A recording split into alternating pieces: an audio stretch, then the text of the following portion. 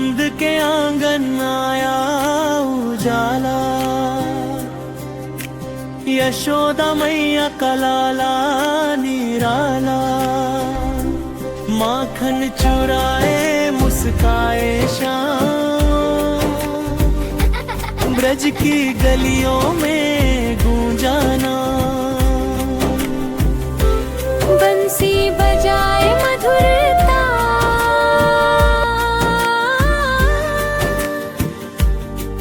रुक जाए सुनकर सारा जहां। मोर मुकुट सिर पीतांबर सा, मोरहा लग जे सपनों का राज। राधा संग रस रचाए श्याम, प्रेम की भाषा सिखाए श्याम। गांव से थोड़ी दूर एक पुरानी हवेली थी। लोग कहते थे कि वहां शाम के बाद कोई गया तो वापस नहीं लौटा। हवेली की खिड़कियां टूटी हुई थी और दरवाजा हमेशा अपने आप चरमराता रहता था।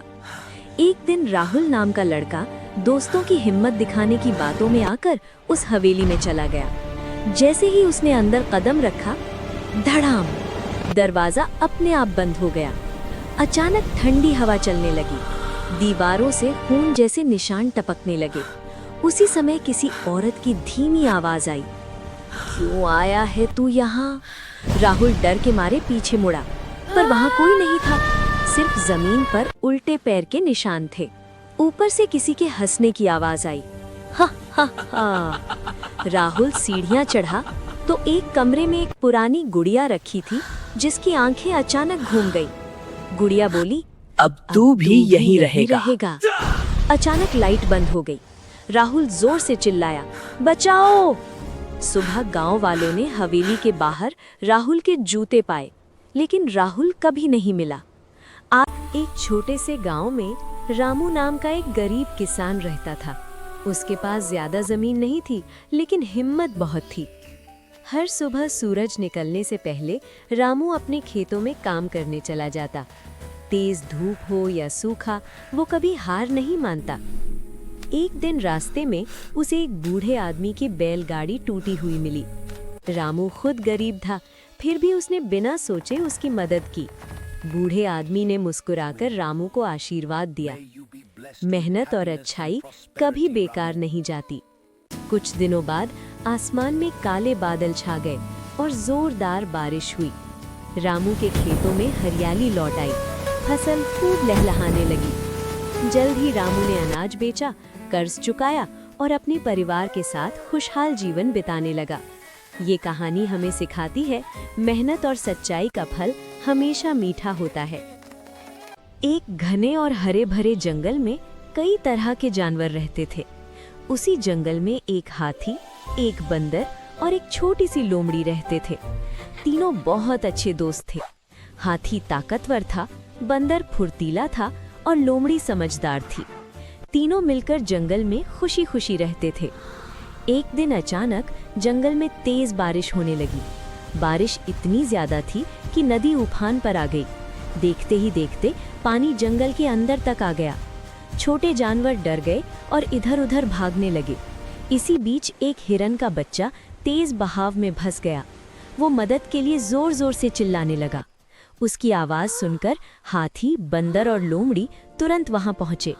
हाथी ने अपनी ताकत लगाई और नदी में उतरने की कोशिश की, लेकिन पानी बहुत तेज था। बंदर पेड़ पर चढ़कर रास्ता देखने लगा और लोमड़ी ने दिमाग से काम लिया। लोमड़ी ने कहा, अगर हम तीनों मिलकर काम करें तो जरूर बचा सकते हैं। बंदर पेड़ों से लताएं तोड़कर लाया, हाथी ने अपनी सूंड से लताओं को पकड़कर मजबूत किया और लोमड़ी ने सही दिशा बताई। तीनों ने मिलकर लताओं की मदद से हिरण के बच्चे को बाहर खींच लिया। हिरण का बच्चा सुरक्षित था। उसकी माँ की आंखों में खुशी के आंसू आ गए। उसने कहा, आज तुम तीनों ने सच्ची दोस्ती निभाई है। बारिश थमने के बाद पूरा जंगल फिर से शांत हो गया। सभी जानवरों ने मिलकर दोस्तों का धन्यवाद किया। उस दिन जंगल के हर जानवर ने समझ लिया कि अकेले कोई भी बड़ा नहीं होता, बल्कि दोस्ती और एकता से ही हर मुश्किल आसान बनती है।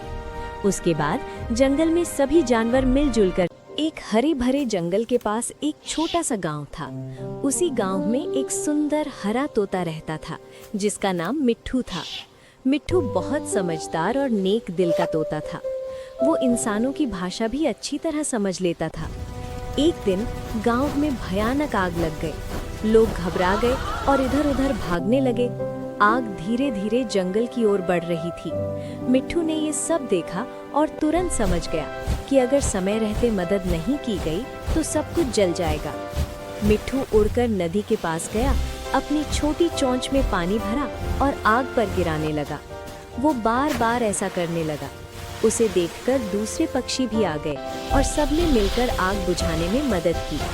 गांव वाले ये देखकर हैरान रह गए कि एक छोटा सा तोता इतनी बड़ी समझदारी दिखा रहा है। थोड़ी देर में आग बुझ गई और सब सुरक्षित हो गए। गांव के मुखिया ने मिट्ठू से कहा, मिट्ठू, तुम बहुत बहादुर और समझदार हो। तुमने आज सबकी जान बचाई है। सब लोगों ने मिट्ठू की तारीफ की और उसे ढेर सारे फल दिए। मिट्ठू खुशी खुशी पेड़ पर बैठ गया।